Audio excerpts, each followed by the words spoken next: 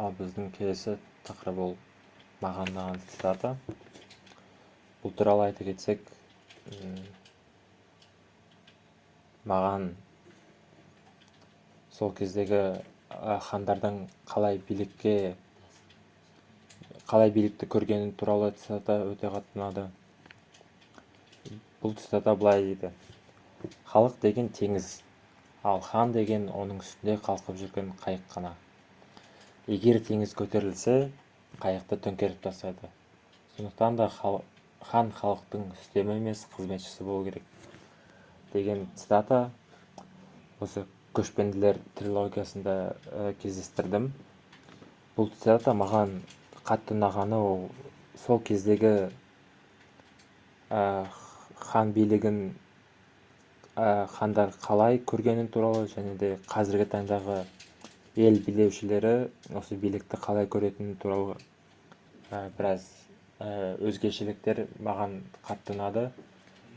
Яғни тіпті сол кезде хандар, билер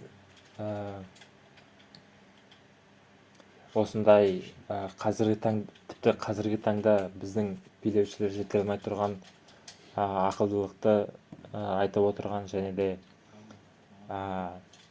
хан халыққа қызмет ету керек деген менталитетті қолдаған. Ал қазіргі заманмен біз салыстырсақ, ел билеушілері, президенттер осы қазақ халқына қызмет етпейді. Біз халық оларға қызмет етеді. Сондықтан да қазіргі таңда біз көріп жатырмыз, біздің мемлекет осы теңіз секілді көтеріліп жатыр. Бірақ та ол кезде хандар жай ғана қайық болса, қазіргі таңда президенттер өз қолында өте көп күшке иелі, және де олар тек қана жай ғана қайық емес, қазір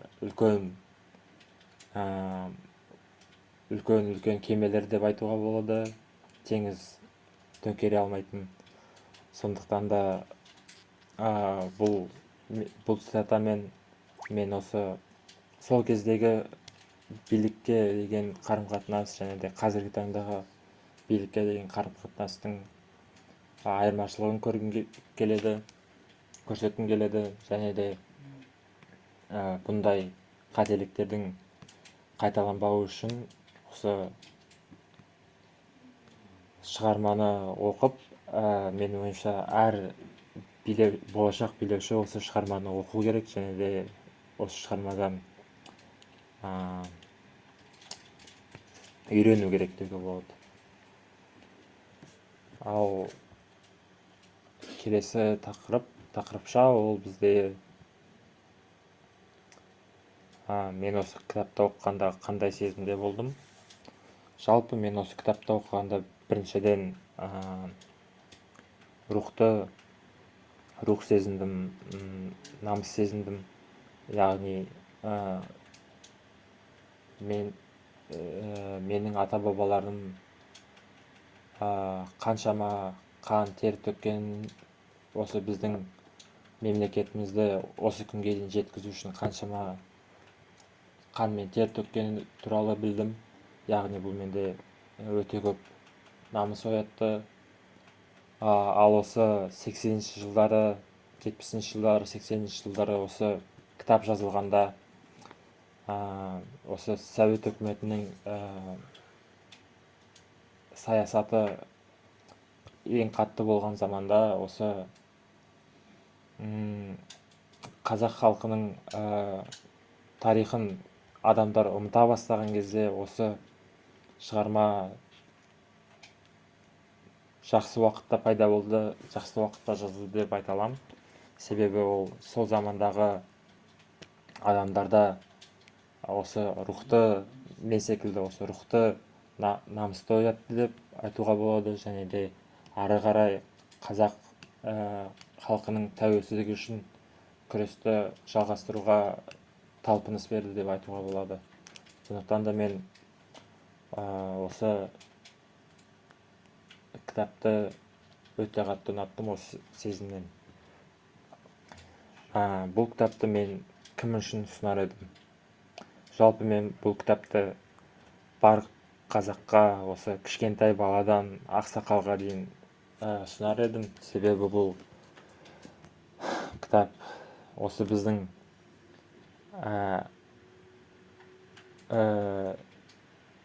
тарихымыздың үлкен бөлігін айта кетеді. Ол қазақ хандығының құрылуынан қазақ хандығының ыдырауына дейін, осы Ресей империясы мен бодандығына дейін кезді сипаттайды. Және де бұл қазақ тарихындағы өте үлкен уақыт деп айтуға болады. Сондықтан да бұл кітапты оқу менің ойымша әр қазақтың борышы. Бұл кітапта тек қана осы тәуелсіздік емес, одан да басқа өте көп мәселелер көтеріледі. және де қазіргі таңдағы шығып жатқан мәселелер, осы проблемаларға осы кітапта жауап табуға болады деп ойлаймын. Оған мысал осы алда айтып өткен цитатадағы билік туралы. Тіпті бізден бұрын, жүздеген жылдар бұрын дана адамдар ол туралы уже айтып кеткен сол кезде. және де бүгін біз сол қателіктерді қайтадан жасап отырмыз.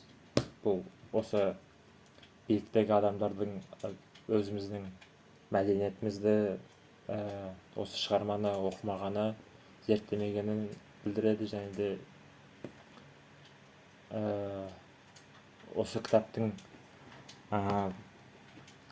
барлық адамға оқылуы тиіс болуы, бұл тағы да бір дәлел деп айтуға болады. Соған дәлел деп айтуға болады.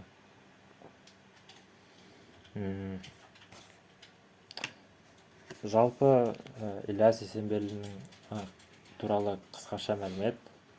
Ілияс Есенберлин 1915-1980 жылдар аралығында өмір сүрген қазақтың көрнекті жазушысы, көшпенділер мен Алтын Орда секілді трилогиялардың авторы. Бұл кісі кеңестік цензураға қарамастан осы 70-80 жылдары көшпенділер трилогиясын жазады. және де сол кездегі қазақтарда намысты оятады. және де тәуелсіздікке деген күресті жалғастыруға күш береді.